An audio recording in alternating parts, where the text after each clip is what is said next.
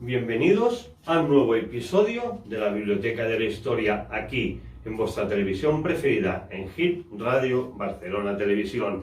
Y hoy, desde aquí, desde nuestro pequeño espacio televisivo, hablaremos de tres grandes temas que la humanidad tendría que borrar de su historia. Tres grandes temas que de verdad os asombrarán y os dará cuenta desde dónde puede llegar la maldad del ser humano.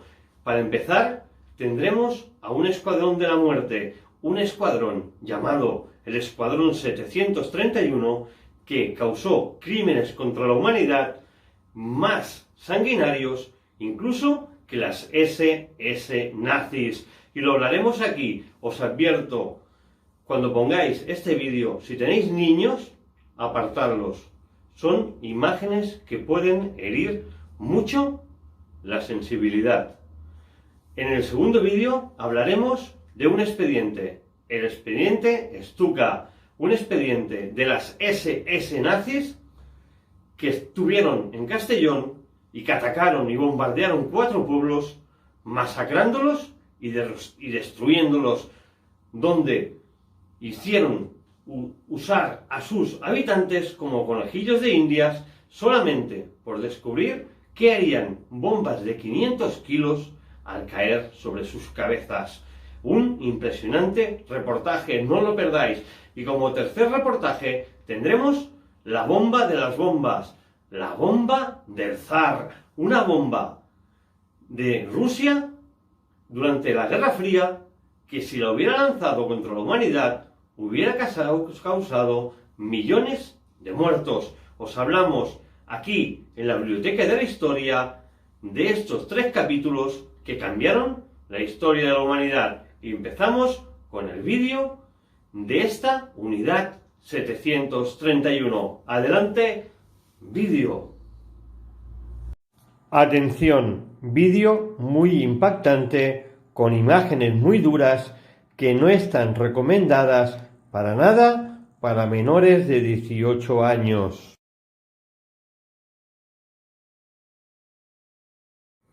Hoy, para empezar este nuevo capítulo de nuestra historia, como depredadores de nuestra propia especie humana, de este planeta llamado Tierra, lo haremos viajando hasta la ciudad de Japón.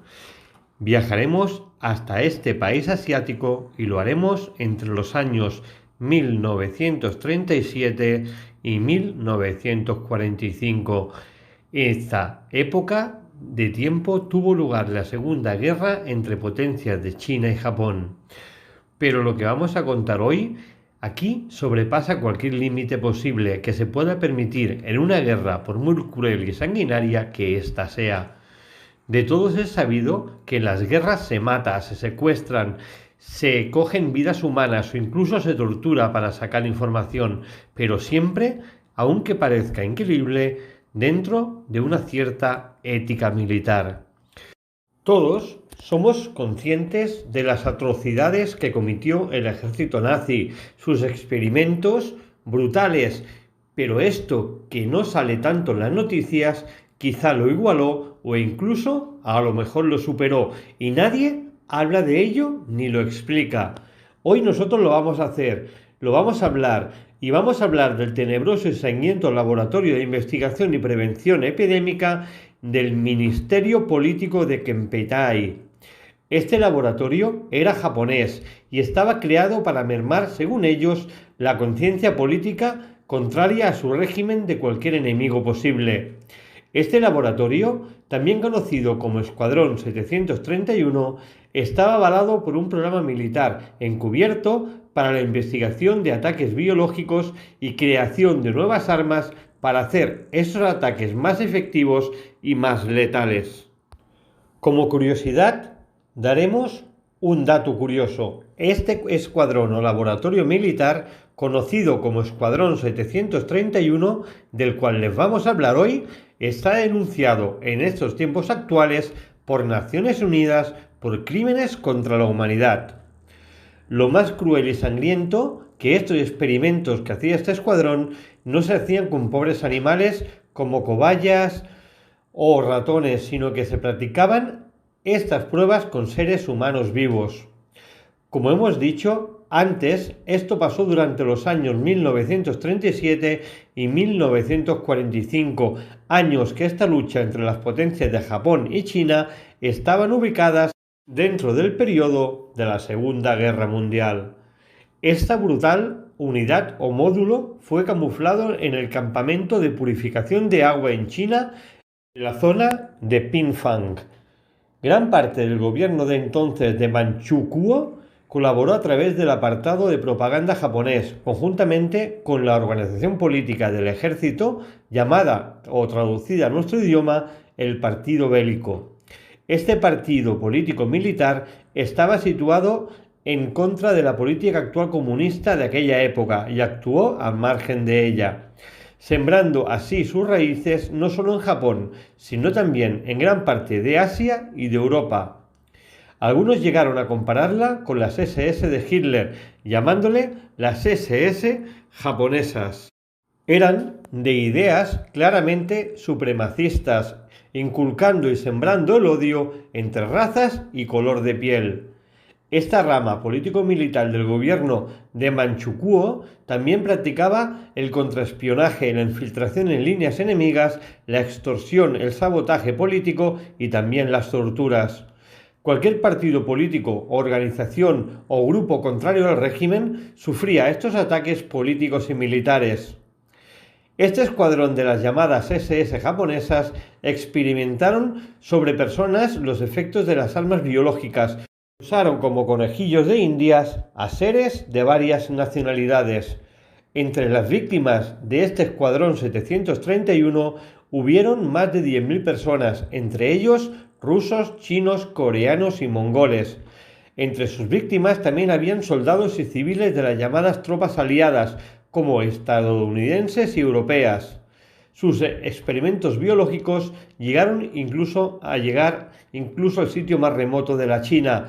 Este ataque a China se saldó con casi más de 200.000 víctimas. Una vez finalizada la guerra, algunos de los científicos de este escuadrón de la muerte fueron detenidos y encarcelados en los juicios de los crímenes de guerra de Khabarovsk, una vez detenidos por la Unión Soviética, mientras que otros tuvieron más suerte porque se entregaron voluntariamente a los Estados Unidos y fueron al final indultados. Eso sí, no gratuitamente, sino a cambio de información concreta sobre sus estudios en biología y las consecuencias de las guerras bacteriológicas. El resto siguieron con sus carreras de biología, totalmente intactas o participando en la vida política. Algunos, incluso con mucha ironía por su parte, llegaron a ejercer como médicos.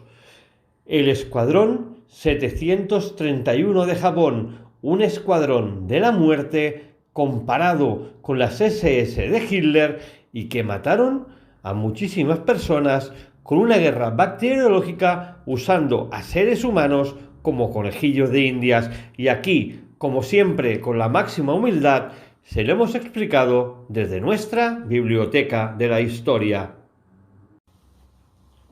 Pues bien, amigos, después de ver esta terrible unidad de guerra, este increíble laboratorio japonés, donde se exponía a muchas nacionalidades, a sus inventos y a sus pruebas, con pruebas biológicas y también cortándole la cabeza o cortándolos en pedazos o cambiando órganos de un cuerpo a otro simplemente por experimentar.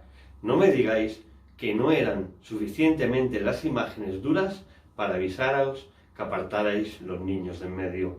Y ahora vamos a pasar a otro vídeo, a otro asesinato de la historia donde los Cóndor de las SS sobrevolaron estos pueblos de Castellón, 4 pueblos que bombardearon solamente para probar bombas de 500 kilos. El expediente Sturka. Adelante, vídeo.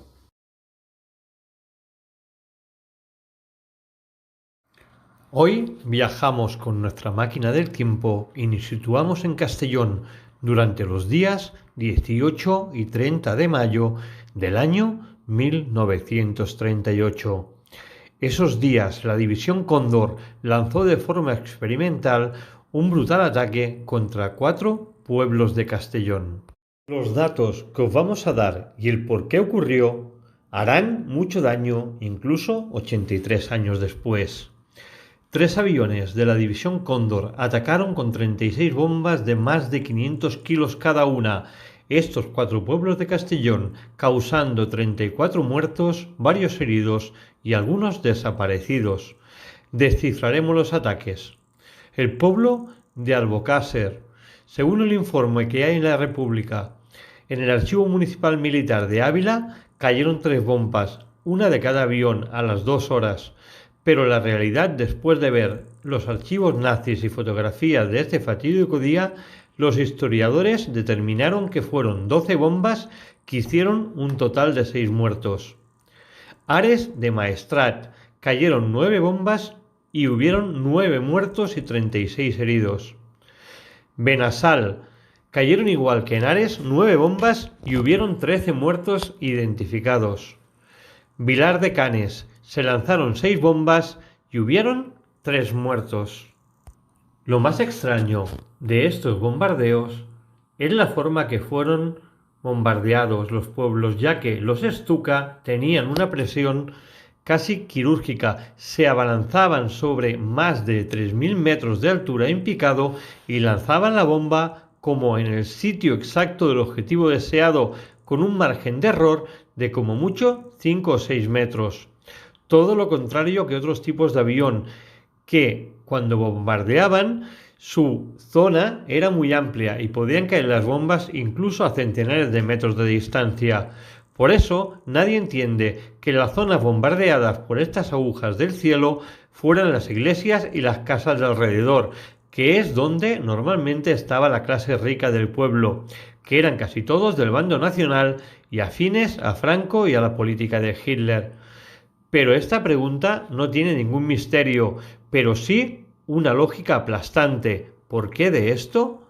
Muy fácil, las casas del centro histórico, a diferencia de las de extrarradio, son hechas de piedra o construidas en murallas, mientras que las de los campesinos o gente pobre son normalmente chamizos con techos de caña y paredes de adobe o de ladrillo. Tirar la bomba en las casas más duras servía de prueba para saber cómo se comportarían estas bombas al colisionar con construcciones de cemento armado como búnkers o refugios antiaéreos. Este hecho dice mucho de la mentalidad de los fascistas alemanes. Les daba igual usar su propia gente para usarlos como conejillos de indias. Era como decir, es igual si matamos haciendo los nuestros, si podemos gracias a ellos matar a 1000 enemigos. Después de 83 años, se ha encontrado la documentación en Alemania de por qué de estos ataques. Según la doctora en Historia de la Universidad de Berlín, la señora Stefan Schuller-Springmann, fue una cosa no premeditada y solo se bombardearon estos pueblos para saber qué harían estos 500 kilos de cada bomba y cuántas casas destruirían y cuántas víctimas habían con cada una de ellas, con la excusa de como estaban en la Senia podían haber a probar las bombas cuando en teoría su misión era apoyar a las tropas franquistas para evitar así que los comunistas se expandieran por Europa. Durante estos fatídicos días del 18 al 30 de mayo de 1938 salieron 3 aviones Stuka nazis de la base aérea de Senia para probar sus bombas. Estos aviones, que eran Junkers 87A o más conocidos como Stukas, eran aviones prototipo y Hitler los mandó a España como prueba experimental. Eran un gran secreto de Estado y ni tan solo los comandantes nazis tenían permiso para acercarse a ellos, solo podían hacer los pilotos y mecánicos encargados de su puesta a punto y armarlos para lanzarlos a misiones de prueba como hicieron con estos 4 pueblos de Castellón. Recordamos que el aeródromo de la Senia era la base militar que alojaba la Legión Cóndor alemana. Un dato curioso, para que nos hagamos una idea de la envergadura de esta base militar aérea, cuando se construyó, se arrancaron del terreno 9.000 olivos y aparte de la base se construyó en aquellos terrenos la casa cuartel y el refugio antiaéreo. Este aeródromo de la Sénia era un punto clave militar perfecto al estar cerca de Barcelona, Valencia y Mallorca, claros objetivos de las tropas nacionales. Esta Legión Cóndor llegó a este aeródromo de Sénia por Vinaroz y Benicarló. Este hecho hizo que la zona republicana quedara convertida en dos territorios aislados. No fue un ataque ni de defensa ni de bombardeo contra las posiciones enemigas, solo fue un ataque militar alemán contra pueblos de Castellón para probar si los aviones Stuka podían aguantar el peso de las bombas, pues su capacidad de carga era mucho menor que los 500 kilos de las enormes bombas lanzadas contra estos 4 pueblos de Castellón. Esos días de infierno, los Stukas se lanzaron en picado y dejaron caer sus bombas ante unas poblaciones que muchos de sus entonces vecinos miraban atónitos al cielo, pues ellos nunca habían visto ni un avión, ni habían participado en la guerra, y muchos de ellos, inocentes, salieron a la calle pensando que lo que estaban lanzando eran sacos de víveres. Lo más triste, que se utilizó a la población de estos pueblos de Castellón como conejillos de indias. Estos, sin ser culpables de nada, simplemente lo único que escucharon fueron los estruendos de las bombas que acabaron con sus casas, sus familiares, sus vecinos, y alguno lo pagó con su vida. Una historia que hemos querido desenterrar de esa España de las dos orillas, en los que no estaban tampoco en ninguna de las dos partes, también fueron masacrados. Pero lo más terrible del día de hoy ya no son las bombas, ni siquiera los muertos que descansan en paz, ni siquiera los ruidos de las hélices. Lo más doloroso, después de 83 años, es que aún no se haya hecho justicia y que hablar de este tema sea un verdadero tabú. Nosotros, desde nuestra humildad, como siempre, y nuestra báscula de la realidad, hemos querido ser lo más objetivos posible para demostrarles a ustedes, desde aquí, nuestra Biblioteca de la Historia, esta historia negra de esa España gris y silenciada. Nos despedimos con la letra de una canción militar que entonaban los soldados nazis de la División Cóndor, que hemos querido traducirla para que vean ustedes cuál era su verdadero pensamiento. La podrán escuchar también. Ahora, juzguen ustedes mismos su letra. Su letra es: viajamos a través del ancho mar al país extranjero de España, los que tratamos como borregos, como un rebaño, y el diablo nos sonreirá. Y los rojos no los vamos a permitir ni en el aire ni en la tierra española. Les vamos a dar absolutamente ninguna tregua. Esa es una canción que se cantaba en las tropas nazis, normalmente en la División Cóndor, y hacía referencia a sus viajes a España para colaborar con el régimen franquista. Y así se lo hemos contado con la máxima humildad, como hemos dicho siempre, y los máximos datos históricos y veraces para poderles demostrar a ustedes esta terrible historia del día 18 al 30 de mayo de 1938, donde casi 40 personas inocentes, la mayoría labradores y gente trabajadora que no estaban ni en el bando nacional ni en el bando republicano, perdieron la vida por un experimento de la Legión Cóndor alemana, que estaba aquí, teóricamente, para ayudar a las tropas franquistas, y que se dedicó a probar sus aparatos, que eran prototipos, y lanzar bombas de 500 kilos contra poblaciones totalmente indefensas, desarmadas, y que no habían visto ni siquiera un avión y no habían participado en esta guerra entre hermanos. Una verdadera vergüenza que les hemos contado aquí, como siempre, explicando esta terrible historia entre nazis y un pueblo español desarmado que lo único que hizo fue labrar la tierra para poder subsistir y ganarse el pan con el sudor de su frente. Y aquí nos despedimos con esta historia que espero les haya llegado al alma. Como les prometí, les dejo con esa canción alemana que decía que viajaban a través del ancho mar al país extranjero de España, que nos tratarían como un rebaño, que el diablo se reiría y que los rojos no los querían ni en el aire ni en la tierra y que no les iban a dar ni una tregua. Os dejamos con esta canción alemana.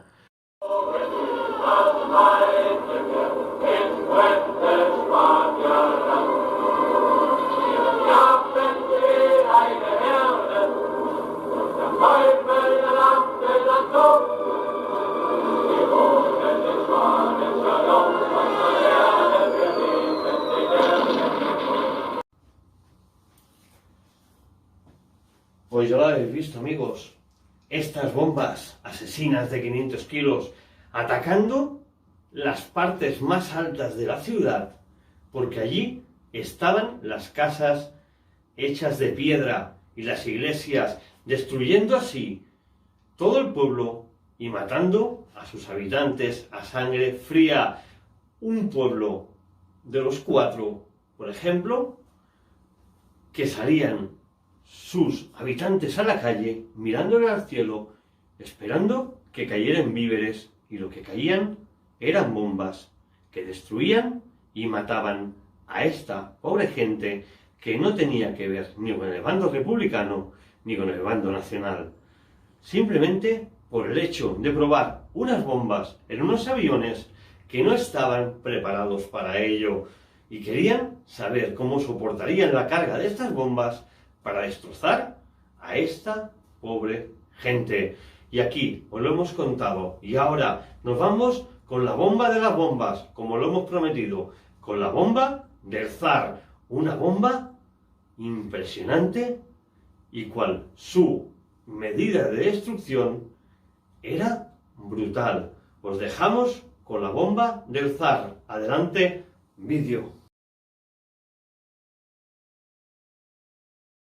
Hoy hablamos de 6 ingenieros soviéticos que en el año 1961 crearon la bomba más terrible de toda la historia de la humanidad.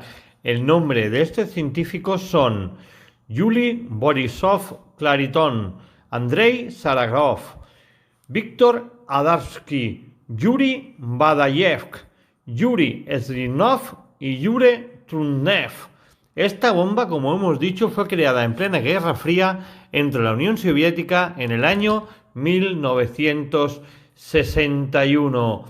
Esta gigantesca bomba recibía vulgarmente el nombre de la bomba del zar o el emperador, aunque su nombre científico era en ruso la PAK-220 o la PAK-202, traducido RDS-220 o RDS-202. Tratada como una gran bomba de hidrógeno y fue detonada por primera vez un 30 de octubre de 1961, solo como demostración de poder soviético a 4 kilómetros de altitud del Océano Ártico, en el mar de Barents, en Nueva Zembla. Para lanzar esta monstruosidad, el ejército ruso utilizó un bombardero, un Tupolev Tu-95, totalmente modificado para poder aguantar así el peso de la bomba. Sus características nos pueden hacer una idea de la potencia brutal y mortal de dicha bomba. Tenía un peso de 27.000 kilos, una longitud de 8 metros, su ancho está sobre 2.100 milímetros, su diámetro es de 2,1 metros y el efecto de detonación es de 50 megatones, una bomba de tal magnitud que sería casi imposible utilizarla para fines bélicos, pero si esto ocurriera, arrastraría toda la parte norte de Estados Unidos si fuera utilizada. Para que ustedes se hagan una idea, la potencia explosiva es 3.000 veces la utilizada en los Estados Unidos con su bomba Little Boy, que fue la bomba lanzada contra Hiroshima y Nagasaki el 6 de agosto de 1945 y que causó más de 290.000 muertos entre Hiroshima y Nagasaki.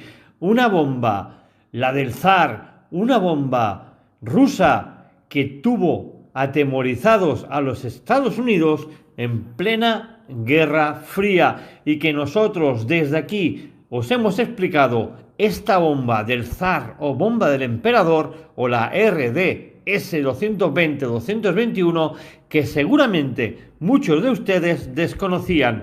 Y desde aquí, nuestra biblioteca de la historia, así se la hemos mostrado. Pues bien, amigos, ha llegado el final de este programa. Un programa que hemos querido explicaros y enseñaros las atrocidades que es capaz de hacer la humanidad en tiempos de guerra.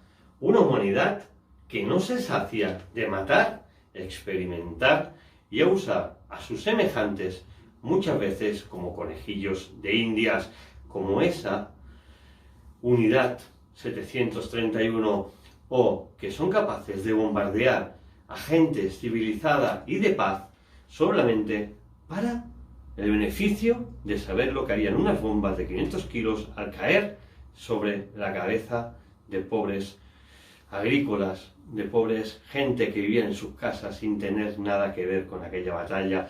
Y también hemos visto dónde es capaz de inventar la humanidad bombas absurdas como esta bomba del zar, que si hubiera sido utilizada hubiera matado a miles de personas, incluso seguramente que millones. Y aquí os lo hemos mostrado desde nuestra biblioteca de la historia, desde aquí, desde Hit Radio Barcelona Televisión, como cada semana en estos capítulos que os enseñamos sobre la historia y también las curiosidades de esta terrible humanidad. Como siempre os digo, hasta siempre, hasta la semana que viene, os quiero y les despide de vosotros David Flor, desde aquí, desde Hit Radio Barcelona Televisión, en nuestra biblioteca de la historia. Adiós, os quiero.